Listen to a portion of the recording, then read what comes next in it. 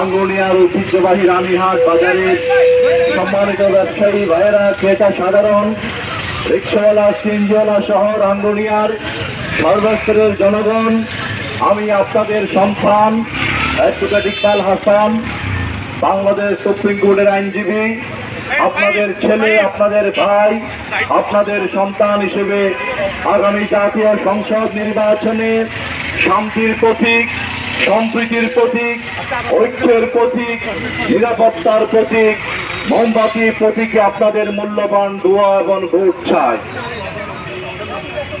প্রিয় এলাকাবাসী, প্রিয় জনসাধারণ, আমাদের বক্তব্য চাই, রাঙ্গুনিয়ার 4 লাখ মানুষ সবাই আমার আত্মার আত্মীয়, সবাইকে নিয়ে কাজ করেছি, কাজ করে যেতে চাই। আমরা প্রতিটা দল, মত, ধর্ম, বর্ণ নির্বিশেষে একটা সম্প্রীতি রাঙ্গুনিয়া করতে চাই। আমরা সন্ত্রাস, সংঘর্ষ, সংঘাতের রাজনীতির অবসান ঘটাতে চাই। আমরা প্রতিহিংসার রাজনীতি রাঙ্গুনিয়া থেকে নির্মূল করতে চাই। আমরা মনে করি রাজনীতি হচ্ছে এলাকার উন্নয়ন, জনগণের কল্যাণের জন্য। তাই যে রাজনীতি মাদকাসক্তি ছড়ায়, যে রাজনীতি সন্ত্রাস ছড়ায়, যে রাজনীতি উগ্রতা ছড়ায়, যে রাজনীতি হুমকি দামকি ছড়ায়, সেটা রাজনীতি নয়, সেটা কেবল সন্ত্রাস। তাই আসুন শান্তির পক্ষে, সন্ত্রাসের বিপক্ষে, সম্প্রীতির পক্ষে, সংঘাতের বিপক্ষে সবাইকে নিয়ে আমরা একসাথে গড়ব আমাদের রাঙ্গুনিয়া ইনশাআল্লাহ। তাই আমরা মোমবাতির পক্ষে, শান্তি, সম্প্রীতি, ঐক্যের বার্তা দিয়ে যাই ইনশাআল্লাহ। রাঙ্গুনিয়াতে বর্তমানে সবচেয়ে বড় সংকট, রাঙ্গুনিয়ার সন্তানদেরকে শিক্ষা গ্রহণের জন্য শহরে চলে যেতে হয় পরিবারকে। রাঙ্গুনিয়ার সংকট, বেকার সমস্যা, কর্মহীন, কর্ম নেই। দেখা যায় মানুষ বাধ্য হয়ে অনেক তরুণ যুবক মাদকাসক্তি, চাঁদাবাজি, সন্ত্রাসে লিপ্ত হচ্ছে। রাঙ্গুনিয়ার সংকট হচ্ছে শত কোটি টাকার বাজার ইটাকালিতে আসলেও স্বাস্থ্যক্ষেত্রে সেগুলো দুর্নীতি লুপাট হয়ে যায়, মানুষ তৃণমূল পর্যায়ে স্বাস্থ্যসেবা থেকে বঞ্চিত হয়। রাঙ্গুনিয়ার সংকট হচ্ছে অনেক উন্নয়ন হলেও রাঙ্গুনিয়ার প্রতিটা গলিতে ঘুরে দেখলাম রাস্তার মারাত্মক বিভিন্ন পর্যায়ে বেহাল দশা।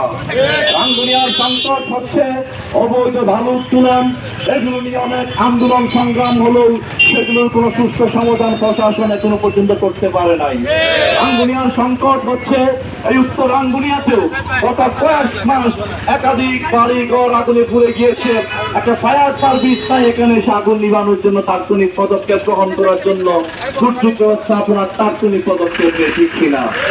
রাঙ্গুনিয়ার সংকট হচ্ছে দুর্নীতি, অপশাসন, এগুলোর জন্য সুশাসনের কোনো বালা এখানে নেই। রাঙ্গুনিয়ার সংকট হচ্ছে 40,000 প্রবাসীরা আছে, তাদের কোনো মা বাপ নাই। প্রশাসনিক ভাবে তারা মারাত্মক ভাবে সমস্যায় পড়ে, আসার সময় যাওয়ার সময় এলাকায় তাদের সম্পদ লুপাট হয়ে যায়। এই সংকট সমাধানের জন্য কোনো ব্যক্তি নাই। রাঙ্গুনিয়ার সংকট হচ্ছে ঘুমায় বিল এবং কর্ণফুলি, এগুলো দিন এগুলো ধ্বংস করা হচ্ছে, এগুলো রক্ষা করার কোনো পদক্ষেপ নাই। তাই আমি বলতে চাই, আমরা 13 দফা কর্ম পরিকল্পনা প্রদান করেছি, ঠিক কিনা? সে কর্ম পরিকল্পনার মাধ্যমে রাঙ্গুনিয়ার ছেলেরা রাঙ্গুনিয়ায় বসে শিক্ষা গ্রহণ করবে, শহরে চলে যেতে হবে না ইনশাআল্লাহ। আমরা কর্ম পরিকল্পনা গ্রহণ করেছি, রাঙ্গুনিয়ার বেকারদের তালিকা করে করে ইনশাআল্লাহ আমরা কর্মসংস্থানের ব্যবস্থা করব। আপনারা জিজ্ঞেস করতে পারেন কিভাবে সম্ভব? সদিচ্ছা থাকলে সম্ভব।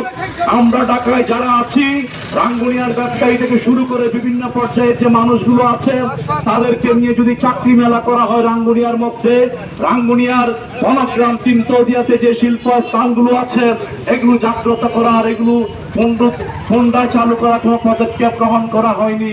এগুলো পদক্ষেপ গ্রহণ করা হলে রাঙ্গুনিয়ার কর্ণফুলী, কুমারপিল কেন্দ্রিক কৃষি, মৎস্য, অর্থনীতির চিন্তা করা হলে রাঙ্গুনিয়ার ছেলেদের কর্মসংস্থানে কোনো ঘাটতি থাকার কথা নয়।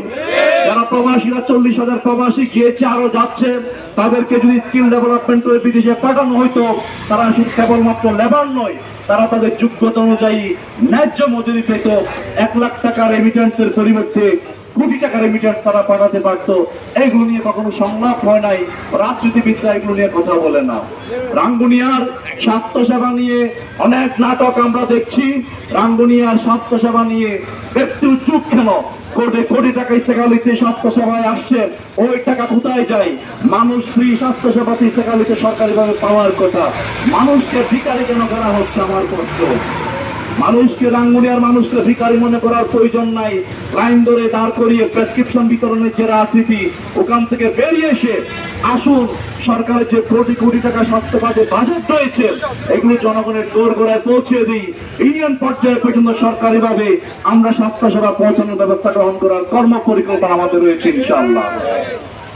ঘুমায় বিল কেন্দ্রিক কৃষি অর্থনীতি গড়ে তোলার কর্মপরিকল্পনা আমরা দিয়েছি এবং কর্ণফুলী রক্ষা করে, রিভাব করে, মৎস্য অর্থনীতি কানেক্টেড করে, চিরাংশলের সাথে কানেক্টেড করে মৎস্য অর্থনীতির কর্মপরিকল্পনা আমরা দিয়েছি।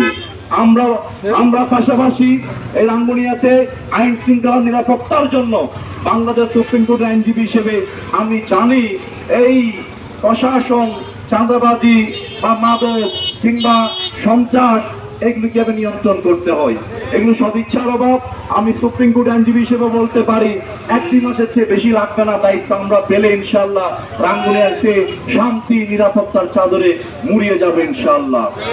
আমরা বলতে চাই, রাঙ্গুনিয়ার রাজনীতিবিদ, রাঙ্গুনিয়ার ডাক্তার, রাঙ্গুনিয়ার আইনজীবী, রাঙ্গুনিয়ার ব্যবসায়ী, রিক্সাওয়ালা, ঠেলাগাড়িওয়ালা, কৃষক, শ্রমিক, জনতা, একজন ভিখারি কিংবা একজন পথচারী কিংবা একজন হকার, প্রত্যেকে রাঙ্গুনিয়ার মানুষ, প্রত্যেকে যে যার ইজ্জত, আব্রু, আত্মসম্মান নিয়ে বেঁচে থাকার জন্য আমাদের কাজ করতে হবে। আপনি রাঙ্গুনিয়ার রাজনীতি করবেন, আমরা এমপি মন্ত্রী হয়ে রাজা হয়ে যাব। এক রাজা কিছুদিন রাজত্ব করবে, সেই রাজা পালিয়ে যাবে, আরেকজন রাজা আসবে। এই রাজত্বের শাসন এগুলো মধ্যযুগীয় ব্যবস্থা। আগে একটা রাজা ছিল, বলে পৃথ্বীরাজকে অবসান ঘটিয়েছে, ওই রাজ্য শাসন করতো, আরেক রাজা এসে তাকে উৎখাত করতো। এই রাজ কায়েমের জমিদারি তালুকদারি পাতা বিলুপ সাধনের জন্য ব্রিটিশ বিরোধী আন্দোলন হয়েছে 47-এ, ঠিক কিনা? আবার পশ্চিম পাকিস্তানিদের জুলুমের বিরুদ্ধে 71-এর মুক্তিযুদ্ধ হয়েছে সাধারণ মানুষের মুক্তির জন্য, ঠিক কিনা? গরিব দুঃখী শ্রেণীর মানুষ যাতে তারা স্বাধীনভাবে বাঁচতে পারে, সম্মান নিয়ে থাকতে পারে, সেই জন্য 71-এর মুক্তিযুদ্ধ হয়েছে। যাতে করে রাজার ছেলে রাজা না হয়, সেই জন্য আমরা রাজতন্ত্র অবসান ঘটিয়ে গণতান্ত্রিক শাসন ব্যবস্থা এখানে আনা হয়েছে। এরপরেও যে রাজার ছেলে রাজা, মন্ত্রীর ছেলে মন্ত্রী, এই চর্চা এই বাংলাদেশে আর কতকাল চলবে আমার প্রশ্ন রেখে যায়। আজকে তরুণ প্রজন্ম সজাগ হয়েছে, আজকের জনগণ সজাগ হয়েছে। আগের মতো মানুষ চোখ ভুলানো, মুখ ফাটানো কথাবার্তায় আর মন গলবে না আমি আশা করছি। আমি বিশ্বাস করি তরুণ প্রজন্ম সজাগ হয়েছে। আগে কৃষকের ছেলেরাও বাংলাদেশের প্রধানমন্ত্রী হওয়ার স্বপ্ন দেখে, ঠিক কিনা আমার ভাইয়েরা?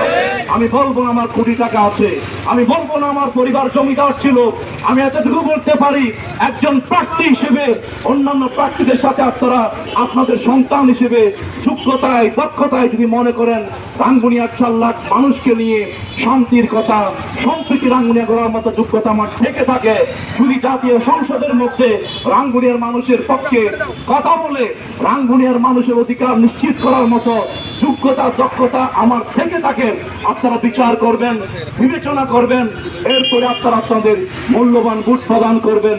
আমি প্রতিশ্রুতিবদ্ধ, আমি আমার রাঙ্গুনিয়ার সকল মানুষকে নিয়ে শান্তি সম্প্রীতি রাঙ্গুনিয়া করতে চাই এবং রাঙ্গুনিয়ার প্রত্যেকটা মানুষ ইজ্জত নিয়ে যাতে বসবাস করতে পারে।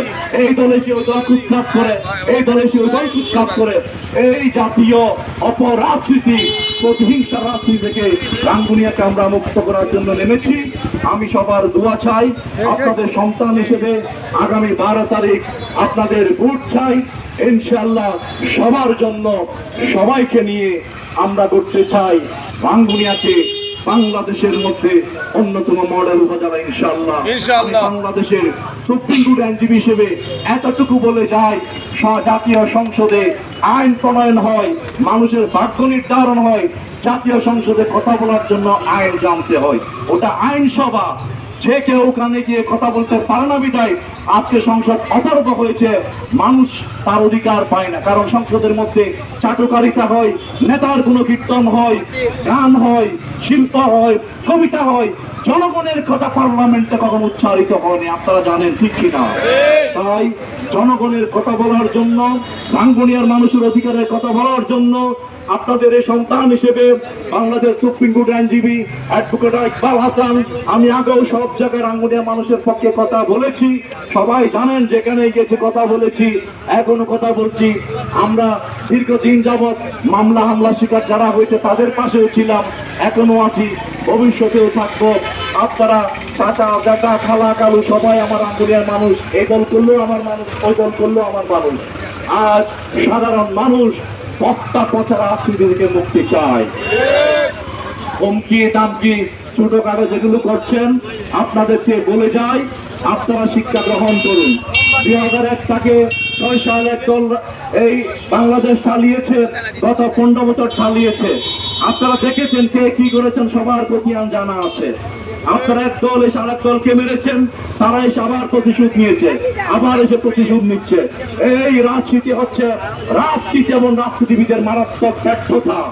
সেই ব্যর্থ রাজনীতিবিদ দিয়ে রাঙ্গুনিয়াতে কখনো পরিবর্তন আসবে না। রাঙ্গুনিয়ার রাজনীতিতে ইতিবাচক পরিবর্তন আনার জন্য পাল্টাপাল্টি প্রতিহিংসার রাজনীতি অবসান ঘটিয়ে বাংলাদেশের মধ্যে রাঙ্গুনিয়াকে অন্যতম মডেল উপজেলায় রূপান্তর করার জন্য জাতীয় সংসদে রাঙ্গুনিয়ার মাটি ও মানুষের পক্ষে কথা বলার জন্য আপনাদের সন্তান আমি অ্যাডভোকেট ইকবাল হাসান মোমবাতি মার্কায় আগামী জাতীয় সংসদ নির্বাচনে আপনাদের ভোট চাই, দোয়া চাই।